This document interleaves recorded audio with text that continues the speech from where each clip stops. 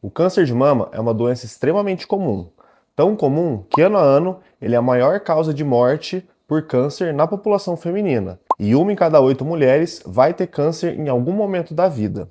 Mas afinal, você sabe me dizer quais são os sintomas quando ele surge?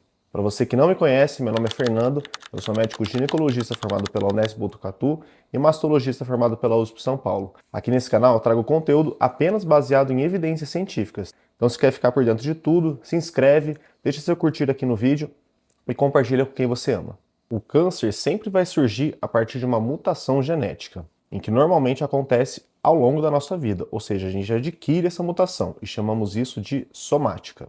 E ele pode acontecer a partir de duas vias, ou seja, um oncogene, em que é um gene associado à replicação celular, em que ele sofre uma mutação e essa replicação vai acontecer de uma forma mais exuberante.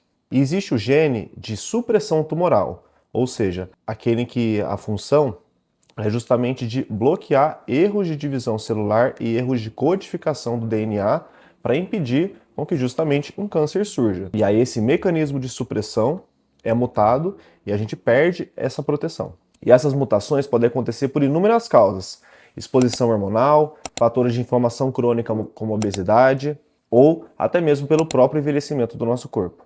Um outro exemplo do que eu falei da inflamação, por exemplo, para o câncer de colo de útero, está a infecção crônica pelo vírus do HPV. Outro que a gente pode falar são os tumores de pele e a exposição à radiação ultravioleta. E é a partir desse mecanismo de perpetuação da multiplicação que o câncer surge e pode se espalhar para o resto do corpo. E agora voltando para o câncer de mama, talvez o primeiro sintoma que as pessoas pensem que acontece seja a dor, porque afinal a dor é um mecanismo de proteção para nós. Mas quando a gente fala para a mama, isso é completamente equivocado. Não só porque a mastalgia, ou seja, a dor na mama, é um sintoma que acontece na grande maioria das mulheres, como a associação de dor isolada e câncer, segundo alguns estudos, não chega nem em 1%. Ou seja, quando a paciente fala que apenas tem dor na mama, na grande maioria das vezes, quando a gente investiga, a maioria das causas são sempre patologias benignas. Mas então quer dizer que o câncer de mama nunca vai doer? Na verdade ele dói sim, mas normalmente acontece em casos mais avançados, onde a paciente já tem, por exemplo, um nódulo grande em crescimento e aí ela apresenta dor associada. Tá, mas então se o câncer não dói, quais são os primeiros sintomas que acontecem? Como eu já disse anteriormente, um dos sintomas pode ser um nódulo em crescimento. Outro pode ser justamente pelo crescimento do nódulo surgir um abaulamento da pele, ou seja, uma saliência naquela região. Ao inverso, é justamente a retração da pele ou às vezes até do complexo da areola papilar, ou seja, do mamilo e da areola.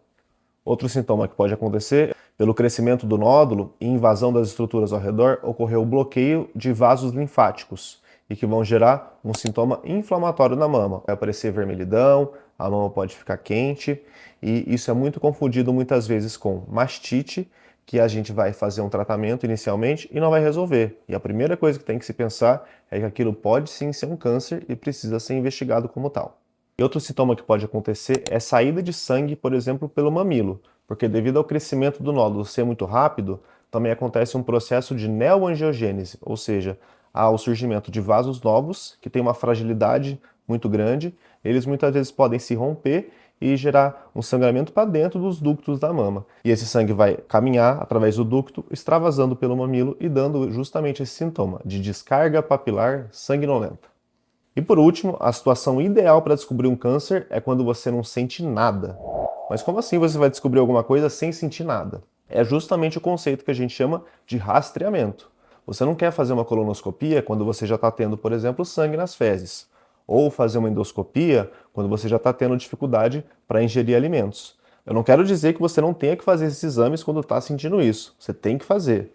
Mas a situação ideal é você fazer esses exames justamente quando você não está sentindo nada. E para mama, o exame que é o primordial é justamente a mamografia.